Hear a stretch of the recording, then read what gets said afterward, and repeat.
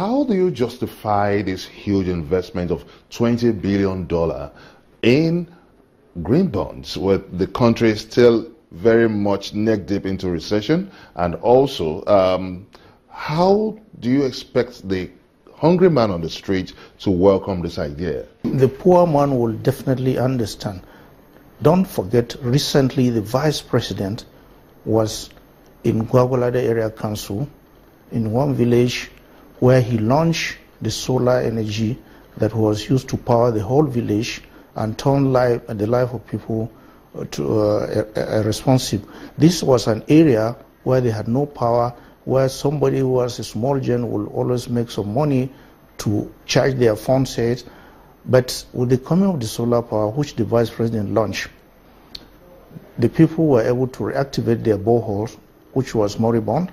With a few amount of money, it was resuscitated, and is now being powered by solar energy. Their schools have power now, courtesy of the solar energy. So when we talk about leveraging these funds into green activities like the solar power, it is a renewable energy. It is not based on fossil, and it does not create emission. And our goal in getting this is to ensure that renewable energies that are not harmful to the environment are given top priority. So to talk about justifying the huge amount of money, if you realize how the life of people can change when they have sufficient power and energy to run their life, you will not think that we're wasting huge amount of money to get power into the life of people. When there is power, there will be a lot of economic activities in our communities, and that's what we're looking at. Apart from that, in the main ministry, we're looking at issues that are affecting other parts of the country, like the issue of deforestation and afforestation, and we intend to use part of this money to fund researches in the Forestry Research Institute of Nigeria, which is domiciled in Ibadan. They will help in getting us seedlings that can be used to arrest desert encroachment, reforestation, and afforestation. These are part of the pipeline project that we intend to use the fund for. Again, in the issue of power, we're intending to look at higher institutions, about 9 tertiary institutions, mostly the universities, where we're going to use the proceeds to supply power to them using solar. In academic environment, you will pity our students as a result of constant power failure. In essence, you're saying that the green bond is all about alternative source of energy. It is essentially aimed at addressing climate action.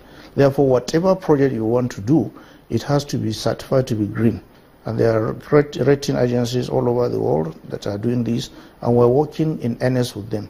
Is this not duplicating the role of the Ministry of Power? Never. We're not duplicating anything. You ought to understand that there is nowhere in the world that normal budgetary provision will be adequate for any developmental activities. So what we are doing is being innovative, looking at other sources where we can raise capital and leverage it on our economy, because empowering people is our key role here in the Ministry of Environment. So if we raise money from the capital market and are able to leverage it on issues related to climate change, I think we will have done a lot to address the issue and be able to. Don't forget, behind our vision is to reduce emission. And if you reduce the number of people using fossil fuel, whether it is genset or the grid power that you get, which is based on fossil fuel, there will definitely consequences on emission.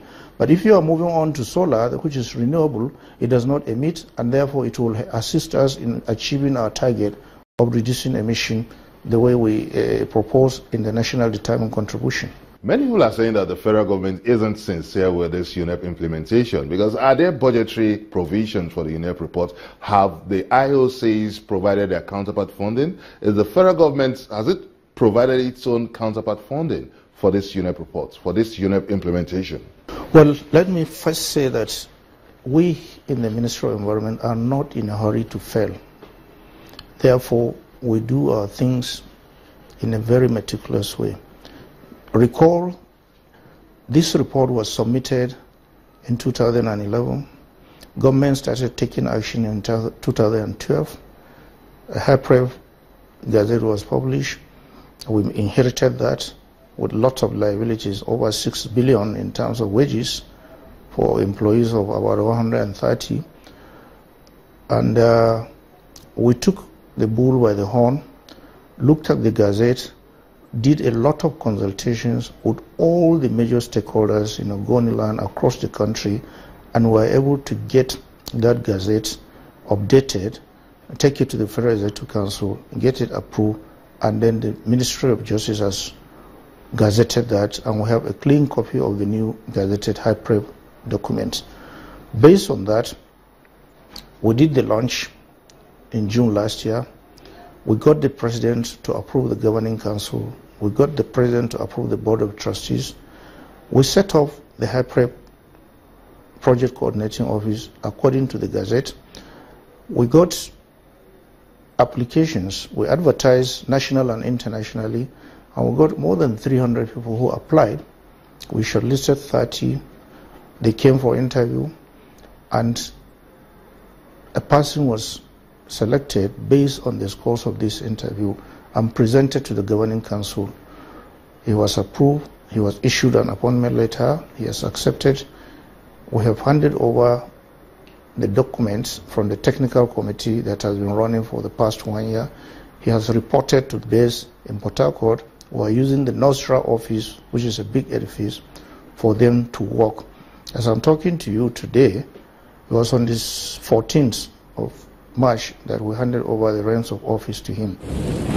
You may also join in this conversation by sending us your comment on our various social media platforms showing on your screen.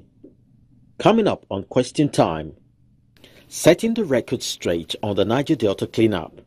Find out from the Minister of State for Environment, Ibrahim Jibrin. Join us again.